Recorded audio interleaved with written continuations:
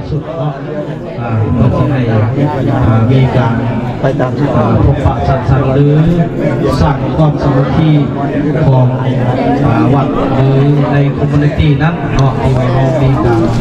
แต่งตั้งหรือมีการจัดสรรเหตุเป็นระบบสบายระบบเพื่อให้มันมีการประสานงานง่าย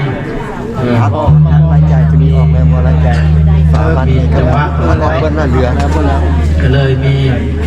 การประสานงานและก็สบายติดต่อประสานงานไปทั้งคณะกรรมการหรือทั้งครูบาอาจารย์เราสิ่งที่ง่ายเนาะเราสั่งเอาเนี่ยเราจะมีคอมมูนิตี้เพื่อที่ให้เอาประสานงานช่วยเหลือกันและคนในสังคมในประเทศทุกได้ยากหรือมีความต้องการทางด้านภาษาภาษาเสียงทั้งคอมมูนิตี้เราช่วยเหลือพวกแย่งและหาลายภาษาให้กันช่วยเหลือกันไปเราจะได้นอกมัน2026นี่อ่ะเราผ่านมาปัญหามันลั่งขึ้นมาทางปฏิบัติมันดูนะอันอื่นมันมีนะ2ตัวนี่มันบ่ปัญหาว่าเรื่องนี้มันติดต่อบ่มันจ่ายไปเบิดแล้วนะมันเหมือนสิส่งไว้พวกไว้นี่ติดต่อบ่ที่หับต่อเพิ่มตรงนั้นไปเลยก็แปลว่าแค่เดียวอ่านภาษาจีนแล้วก็สีแข็งมีแข็ง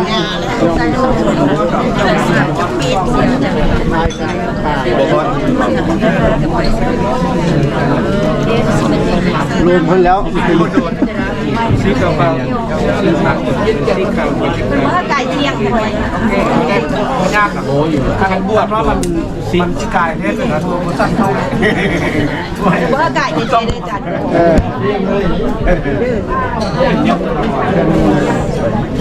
11:40อาจารย์กระสันเข้าบุทันแล้วโอ้ยแสงเข้าด้วยเดียวโดยประมาณนั้นเสนอขนมชาชมเชื่อโอ้สิให้ซิก่อนนั้นสิว่าไก่12 โมงค่ะไก่12 โมงแล้วต้องไปอยู่ที่โอ้มาเป็นมือไม้เป็นแล้วเด้เนาะแล้วคุณว่าตามนะเอาติดเข้าแล้วย้านเพราะว่าเขาตั้งเป็นมือไม้ของบ้านเราน่ะจะเป็นใส่ปิดโมงน้อยยังต้องกันเด้ออยู่ดับเด้อเปิดเสียงได้ใช่สามีที่บ้านเฮาบวชจะมาจะยังว่าจะแบ่งชั้นแบ่งเป็นชั้นยับขึ้นมาไม่ออกแล้ววันเจ้าก่อนใหญ่มากหนาวก็หนาวไม่ออกวันตุเตภวันตุสัพพมังคารังราคันตุสัพพเทวตาสัพพพุทธานุภาเวนัสตาโสติภวันตุเตภวันตุสามารถจำชื่อได้ทุกคนแต่ว่าได้ฟังการสมกันประชุมกันเมื่อวานนี่นะดีหลายออกมาในทางที่ดีจะว่าอนุโมทนานำเด้อท่านประธานคนใหม่ก็ขอให้เจริญรุ่งเรืองวัดจะดีพอบ้านสวยเพิ่นว่าเด้บ้านจะสวยบอกกับพอวัดสวยคือกันเด้ถ้าเราคัดกันก็บรรลัยทั้งสองทางเพิ่นว่าเด้ต่างคนต่างสวยกัน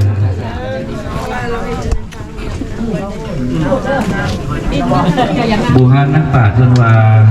ผู้ใดใส่บาตรผู้ใดใส่บาตรเฮ็ดหน้าบูดมีอยู่ว่าเฮ็ดหน้าบูดผู้ใดใส่บาตรบ่ล้างมือนักปราชญ์เจ้าผู้นำน้ำร้อนบรรเทาเพิ่นว่าขลับท่านพรท่านประธานท่านวันดีขลับนี่แบบหมายเข้าไว้ในขลับนี่อาตมาน้อยตอนสมัยยังน้อยเป็นนั่งตัดขันใด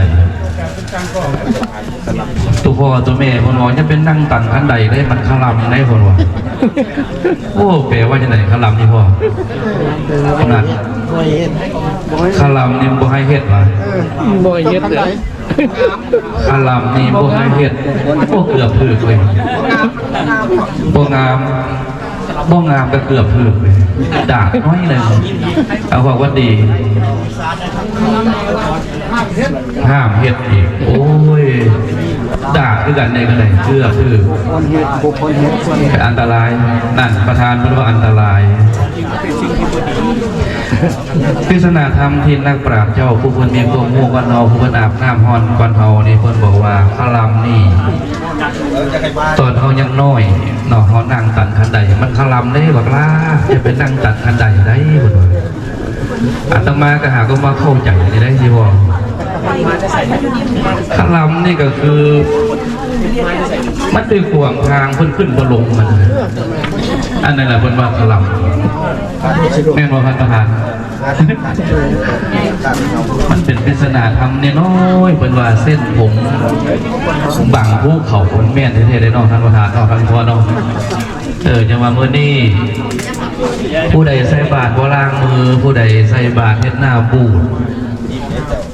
บุญก็สิบ่ได้เต็มเม็ดเต็มหน่วยเด้อมื้อนี้เด้อแม่ครับเด้อผู้ใดเฮ็ด